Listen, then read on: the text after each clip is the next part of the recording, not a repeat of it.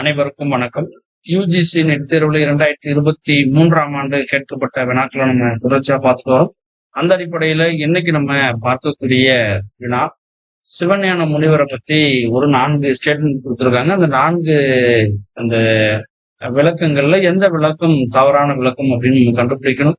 முதலாவதாக option A, தொல்காப்பிய ஆயிரத்திற்கு விருத்தி உரை கண்டவர். ஆப்ஷன் பி, திருவாடுதுறை ஆதின அடியவர். ஆப்ஷன் சி, இலக்கண விளக்க சூறாவளி என்ற நூலை எழுதியவர்.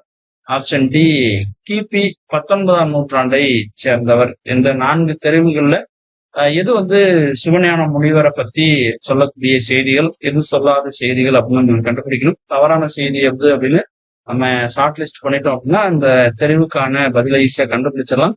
இப்ப விடை குறிப்பா பார்க்கலாம்.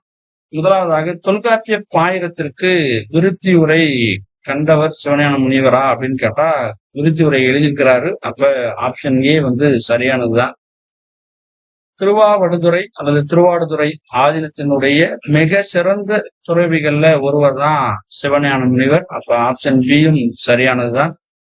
இலக்கண விளக்க சூறாவளி, இது இலக்கண விளக்கம் அப்படின்ற நூலை மறுத்து இலக்கண விளக்க சூறாவளி அப்படின்ற நூலை எழுதினவர் யாருன்னா சிவஞான முனிவர். ஆப்ஷன் சியும் சரியானதுதான்.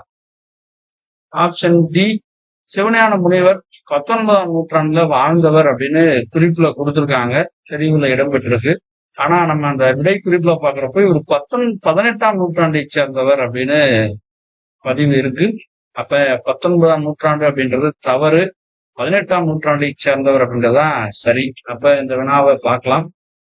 சிவஞான முனிவரை பற்றிய இந்த 4 தெரிவுகள்ல 3 தெரிவுகள் சரியானது. ஆப்ஷன் ஏ, தொல்காப்பிய ஆயிரத்திற்கு விருத்தி உரை கண்டவர் சரி.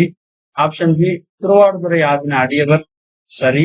ஆப்ஷன் சி, இலக்கண விளக்க சூறாவளி அப்படின்ற நூலை எழுதியவர் சிவஞான முனிவர் தான் சரி. ஆனா ஆப்ஷன் டி, கிபி 19ஆம் நூற்றாண்டை சேர்ந்தவர் அப்படின்ற இந்த பதிவு மட்டும் தவறு.